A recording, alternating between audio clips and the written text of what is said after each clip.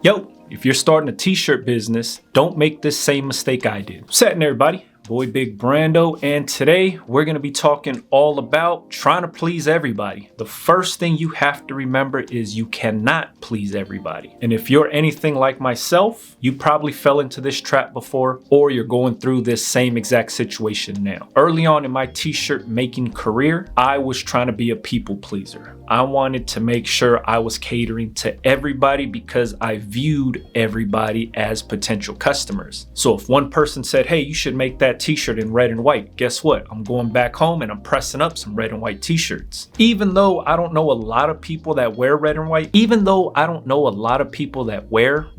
t-shirts, because one person said I should do it, I went ahead and did it.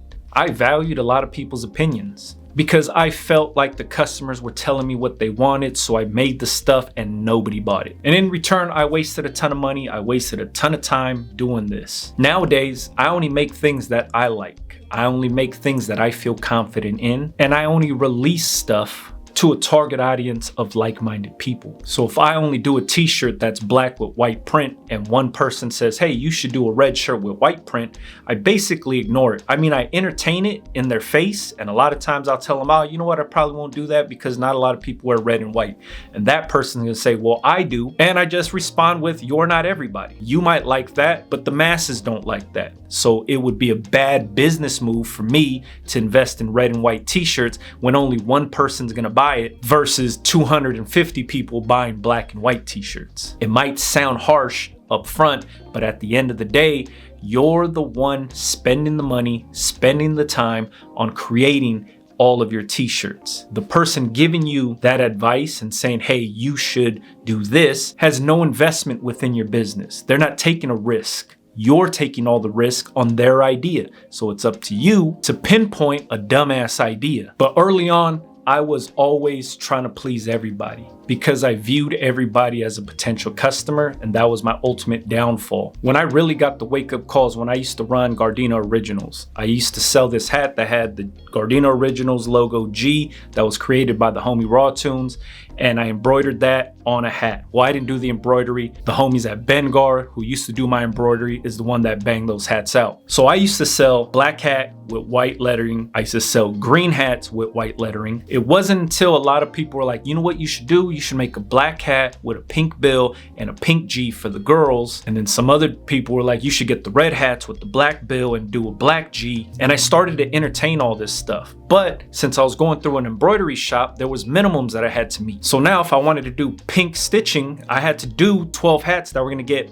pink stitching. Same exact thing goes for the black stitching. And it was going against everything that was already working for me because I started to listen to a lot of the outside influence. And when it happens, sure enough, I get these black hats with the pink stitching done. Nobody buys it. The girls don't want it. Nobody cares about it. And now I ate the cost on black hats with pink stitching because I was trying to please everybody. Then I was like, that's dumb. I'm never doing that again because I'm eating the cost on this stuff. Here's hats, blank hats that I had to buy. I had to pay for the embroidery. I had to meet the minimums. And now all of these dumb hats are taking up space in my already crowded garage because I can't move them. Nothing is moving offering these weird colored hats because one person said, you know what you should do? You should do this for the girls.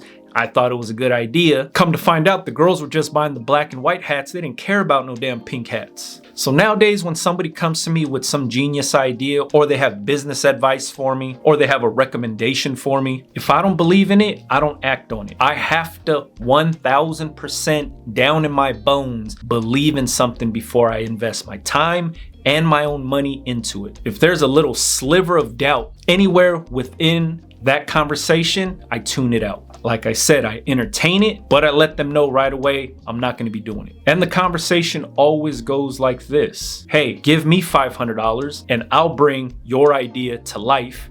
And if we make money, I'll give you your $500 back. But if I don't make any money, you can have all of the product. Then it turns into, oh, well, you know, I'm letting you know this will make you a lot of money, blah, blah, blah. And I'm like, that's cool. Invest your own money into this idea if you feel that strong about it. And most of the time, if not 99.9% of the time, they are not going to put their money where their mouth is, because nobody wants to take a risk like us, the business owners. We're the real risk takers. The person giving you that business advice probably thinks it's a good idea in their head, but they would not put up their own money to bring that idea to life because of the risk involved. So if you're stuck in this same situation, or you have somebody that's, trying to feed you advice and give you all their $1 million ideas, you don't have to please anybody. This is your business. You do whatever you want within your business. Do not get caught up trying to be a people pleaser. Do not get caught up in the opinions of others. Be a free thinker. Do what you feel is right. Because remember, this is your money. This is your time. This is your business.